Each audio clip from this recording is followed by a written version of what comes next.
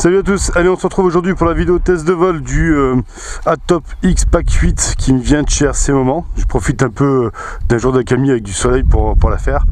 Donc on démarre le drone en tenant le bouton appuyé dessus. On démarre la radio pareil en tenant le bouton appuyé dessus. On va revoir rapidement la télécommande. Donc ici à l'arrière, vitesse 1 bip, vitesse 2 bip, vitesse 3 bip. Ici le headless mode. Ici on a l'envoi de la vidéo et l'envoi de la photo qui ne fonctionne pas sur ce modèle. Pour déverrouiller le drone, on fait haut bas. Tac. On va aller chercher le Wi-Fi. Hop. Donc il apparaît XT1 AR.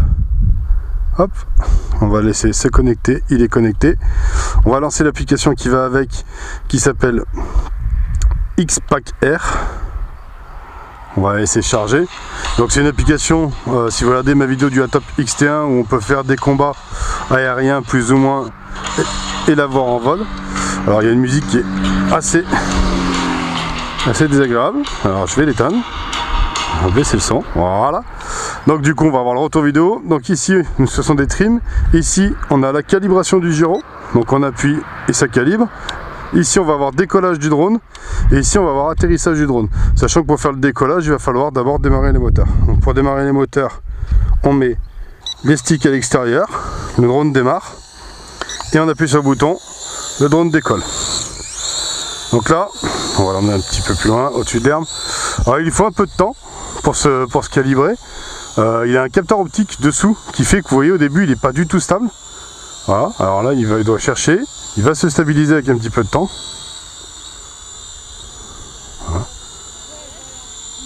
Voilà, il s'est stabilisé. Donc, on a le retour vidéo, je ne sais pas si vous allez le voir. On va monter un petit peu, en prendre de l'altitude. Voilà. Alors ça gigote. Alors ce drone-là, il est extrêmement sensible au vent. J'ai déjà essayé de faire la vidéo de vol à plusieurs reprises, mais rien qu'avec la petite brise qu'il y avait, il se déportait.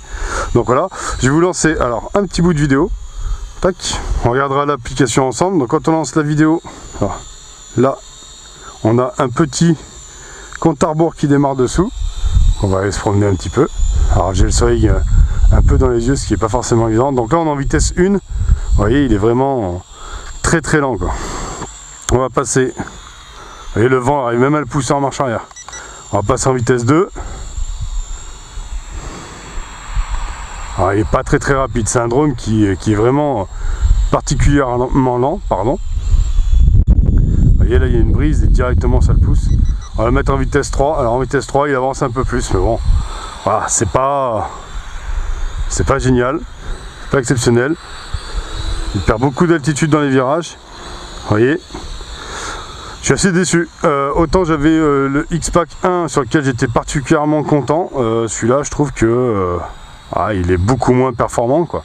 Donc je pensais qu'ils avaient changé que la coque, mais apparemment ils ont changé aussi l'intérieur et ce qui le rend voilà, beaucoup moins agréable à piloter. Alors là ils viennent couper tout seul, je sais même pas pourquoi. Ah si, je sais pourquoi.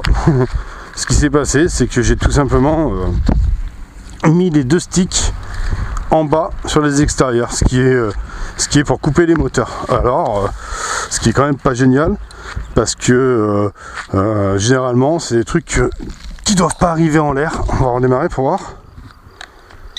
Ouais, c'est ça. Donc quand vous êtes en l'air, si vous tenez les sticks trop longtemps comme ça, alors en manipulant, hein, moi j'étais en train de tourner et j'ai voulu le redresser, voilà, ça m'a coupé les moteurs. Bon, pas génial quand même. Alors, on redécolle. Je vous ai pas fait une photo, je vais vous faire une photo. Alors vous voyez, le vent le pousse.